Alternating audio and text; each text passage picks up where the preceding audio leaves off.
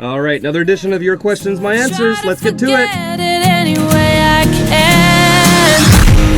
Keep on rocking in the free world. 99 problems, but a mortgage ain't one. Keep on rocking in the free world.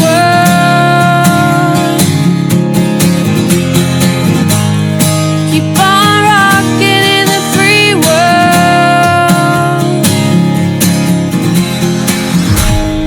Keep on rocking in the free world.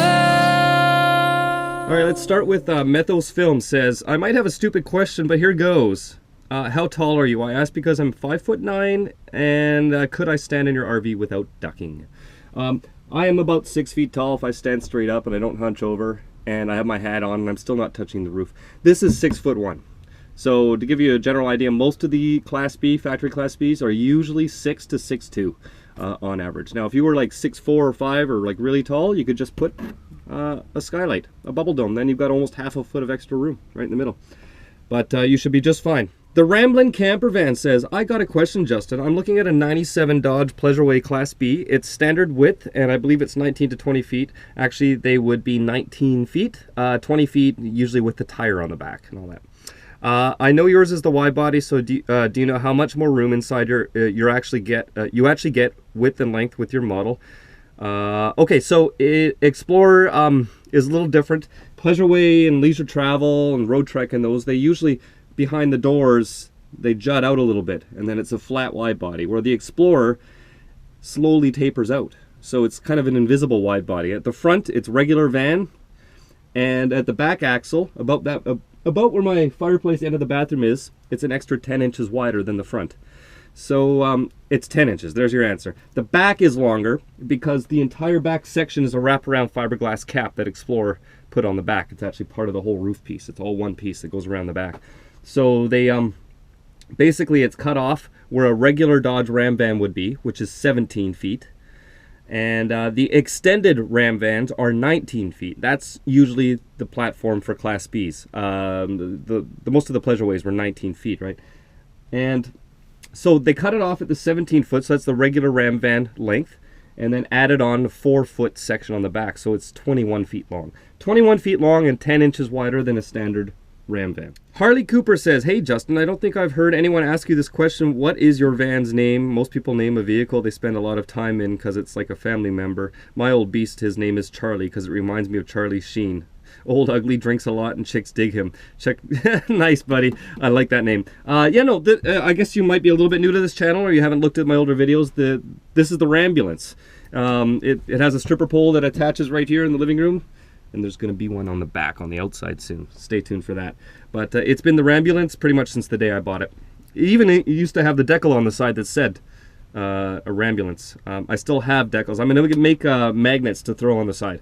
Carlo Zapp says, have you ever measured your humidity levels in the van? It would be interesting to see what they were in the different seasons as well as with the fireplace on or off. Just incredible, the van science guy. No, I've never done that. I just, basically it's like this. If I'm cooking or something like that, if I see a bit of steam on the windows, I flick on the fantastic fan immediately. I don't usually leave this thing has a setting where it's supposed to turn on by itself when it gets hot, but I don't do that. Sometimes I don't want it to open, so I prefer to manually do it. But that sucks the humidity right out of here real quick. And also running the fireplace after you cook or something dries everything out. So, Mobile Traveler says, does having over 6,000 fans and growing mess with your mind? Do you find yourself walking a little taller sometimes, or are you humbled, or both? Even with just 100 subs and a few kind comments, I feel great. 6,000 may become full of myself like some of the other guys on YouTube. How do you handle all the attention without becoming a jerk? Well, first off, I'm already a jerk.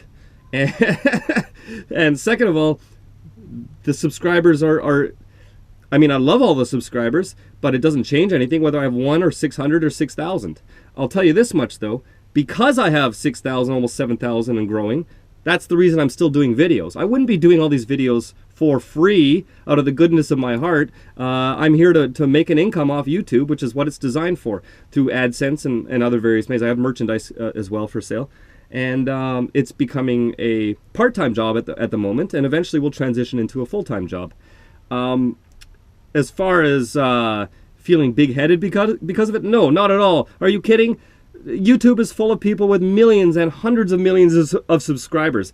6,000 is nothing. 100,000 is nothing. It's absolutely nothing.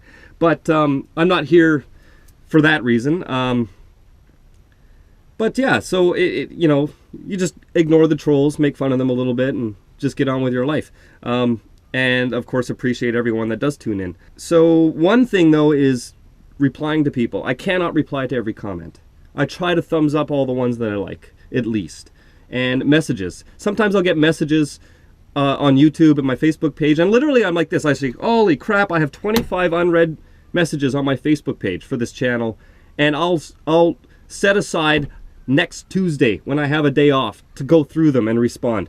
I will not respond right away. I just cannot do that. It's hard enough to deal with my personal accounts and then having to deal with the page accounts. And I also run other businesses too outside of this. So, you know, I hope nobody takes it personally. I don't think anybody would take it personally that I can't get to messages right away and I can't respond to everybody. But I do my best when I have time. But if you send me a message, don't expect a response the same day or even the same week sometimes. It's just the way it is. Vanorama RV says, hey Justin, when you mounted your solar panel L brackets to the roof, did you drop the headliner, excuse me, and use bolts or screwed into the roof and use some Sikaflex or equivalent bonding agent? Thanks, Rocket Ronnie. I don't know what you mean about the headliner. It's just fiberglass, and they're both right on the actual roof. There's no headliner. They're bolted right through.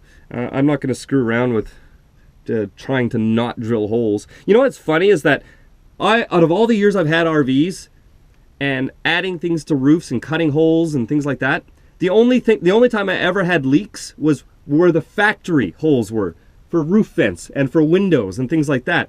But none of the stuff I've ever installed has ever leaked. So I have no problem with that. I want them secure. I want them permanent. Just drilled it through, and then you can use either silicone or some of the RV snow roof stuff to go over the edge of the brackets. They're actually Z brackets up there. I don't know why I said L brackets earlier, but okay, got lots more to go through. I've got to go though. I got to go to work now, and I don't want these videos to be too long, so I will get to the rest of these questions on the next video and also drop some more of your questions below, and I'll try to include them as well. All right, keep on rocking in the free world, everyone. Do it in a van. Styrofoam boxes fully